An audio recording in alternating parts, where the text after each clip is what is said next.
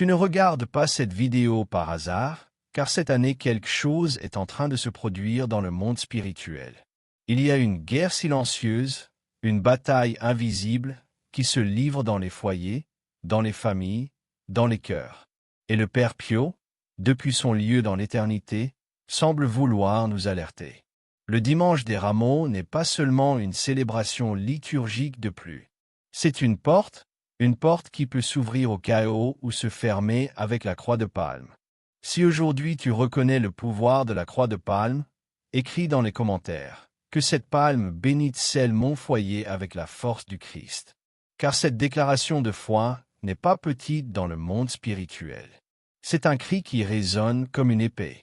Je t'invite à rester jusqu'à la fin, car je vais te révéler exactement comment le Père Pio enseignait à ses enfants spirituels à utiliser cette protection millénaire. Et crois-moi, ce que tu découvriras à la fin pourrait transformer complètement l'atmosphère spirituelle de ton foyer. Le dimanche des Rameaux marque le début de la semaine la plus sacrée de l'année. Mais t'es-tu déjà demandé pourquoi nous apportons des palmes à bénir ce jour-là? L'histoire va bien au-delà d'un simple souvenir de l'entrée triomphale de Jésus à Jérusalem. Lorsque Jésus entra dans la ville, monté sur un humble âne, le peuple étendait des manteaux sur le sol et agitait des branches de palme en criant « Hosanna au fils de David ! Béni soit celui qui vient au nom du Seigneur !»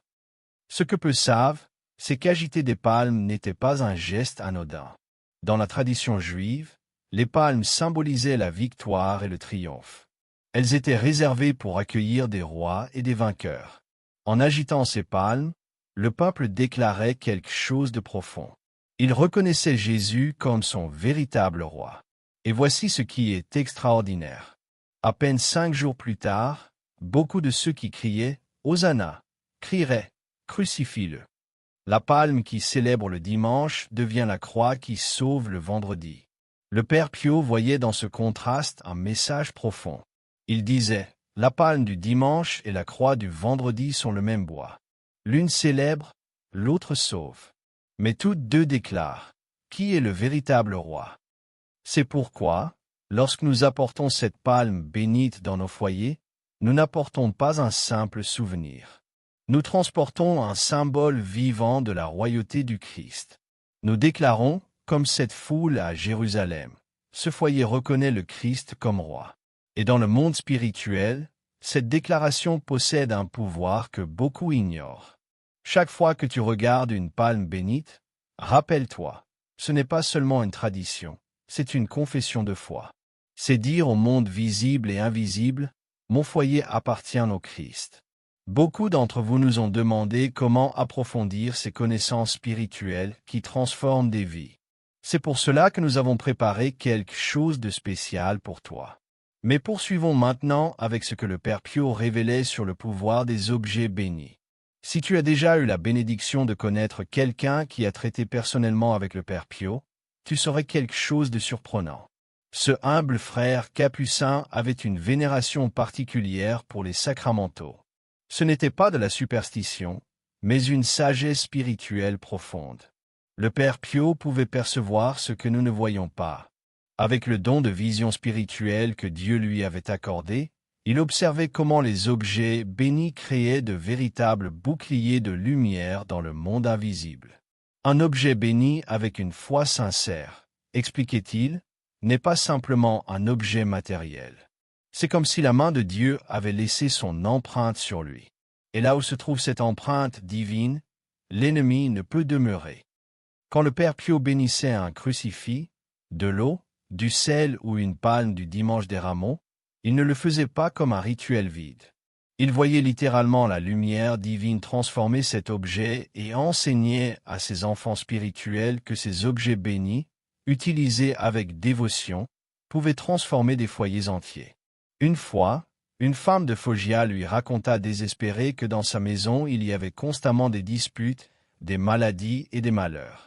Le Père Pio lui demanda « As-tu quelque signe de protection dans ton foyer ?» Elle répondit, confuse, qu'elle avait quelques images religieuses. Il insista « Et la palme bénite du dimanche des Rameaux ?» La femme avoua qu'elle ne l'avait jamais apportée chez elle.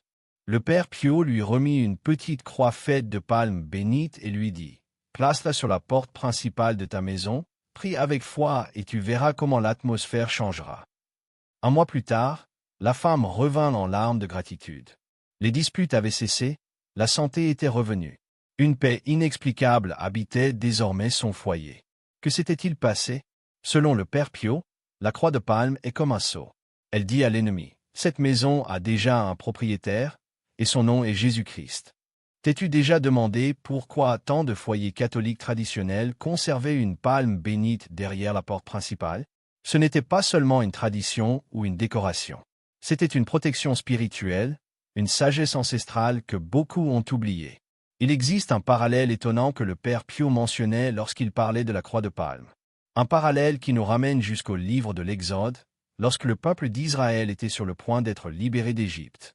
Dieu ordonna à chaque famille israélite de sacrifier un agneau et de marquer avec son sang les linteaux et le cadre de la porte. Pourquoi faire?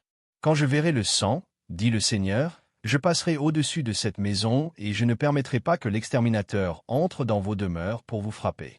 Ce sang était un sceau, un signe visible de protection, une limite que le destructeur ne pouvait franchir. Maintenant réfléchis avec moi. N'est-il pas fascinant que des milliers d'années plus tard, nous continuions à marquer nos foyers d'un signe de protection? La croix de palme, bénie le dimanche des rameaux, placée sur nos portes, n'accomplit-elle pas une fonction spirituelle similaire, comme l'enseignait le père Pio? Les temps changent, mais la guerre spirituelle reste la même. Et Dieu, dans sa miséricorde, continue à nous donner des signes de protection. Une dame de San Giovanni Rotondo raconta un jour au père Pio une expérience extraordinaire. Elle avait placé la croix de palme bénite sur la porte de sa maison, comme il le recommandait. Quelques semaines plus tard, un incendie dévasta plusieurs maisons de sa rue. Lorsque les pompiers arrivèrent, ils furent stupéfaits.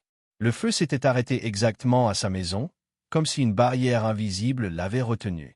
Le père Pio lui dit simplement « Le feu a respecté le signe du Christ. » Nous ne parlons pas de magie, ni de superstition.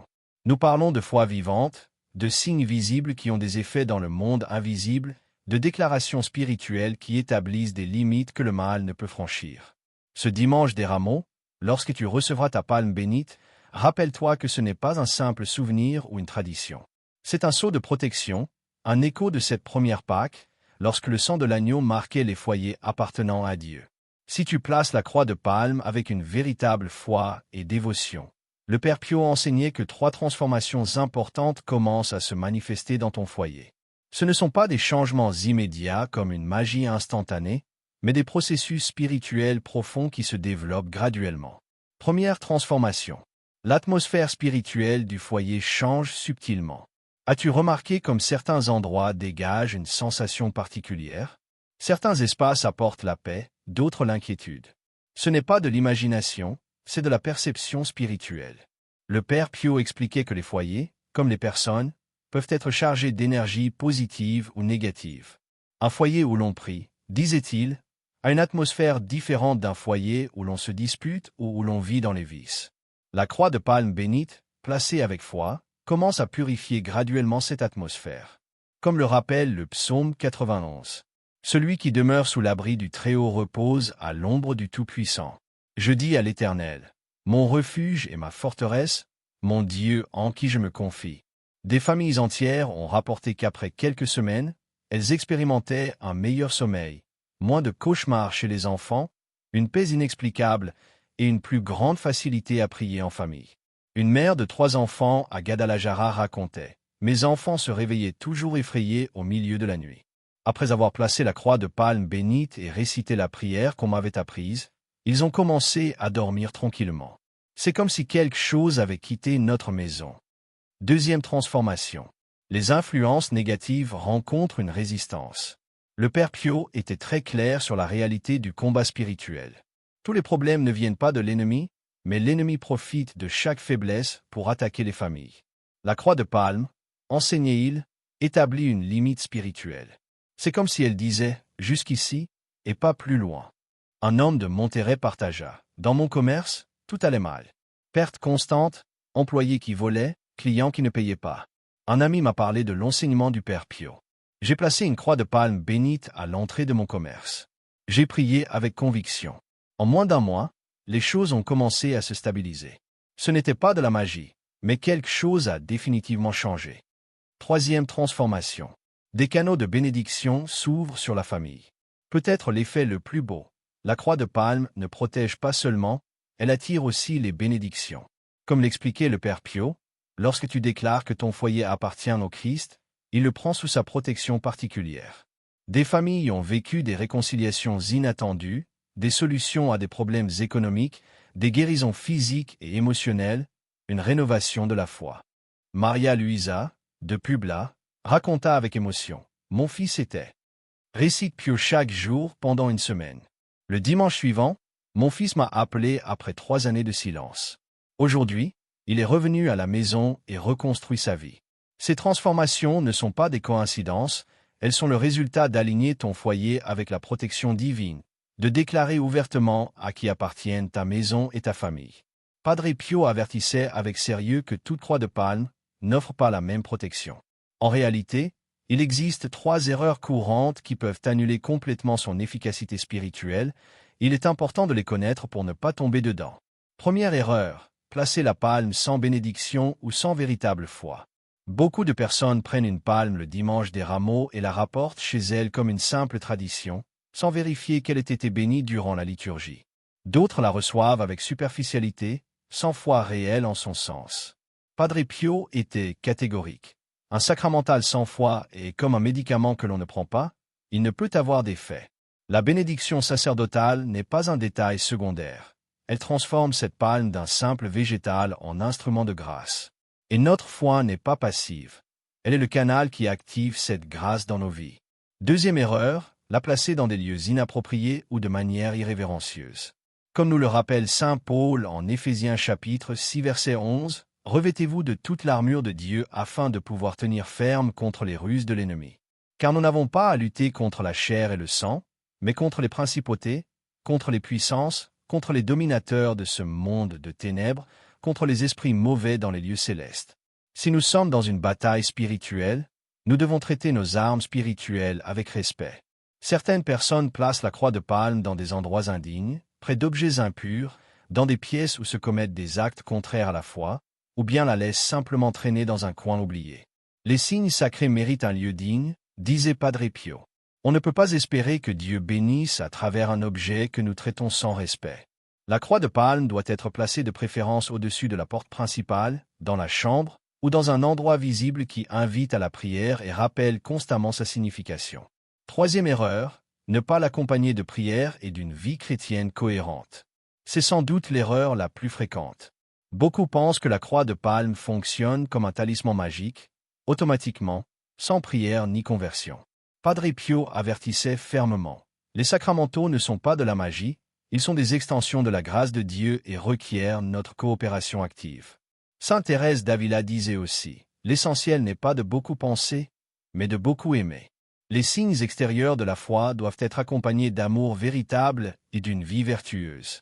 Le catéchisme de l'Église catholique nous rappelle que les sacramentaux ne confèrent pas la grâce de l'Esprit Saint comme les sacrements, mais que, par la prière de l'Église, ils disposent à la recevoir et à coopérer avec elle.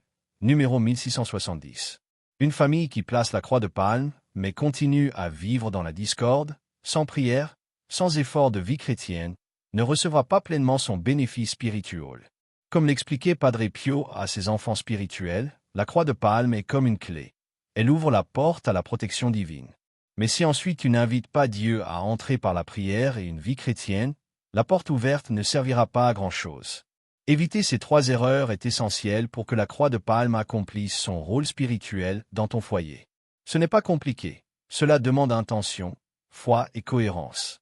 Comme le disait Padre Pio, là où un signe sacré est placé avec foi, Dieu agit.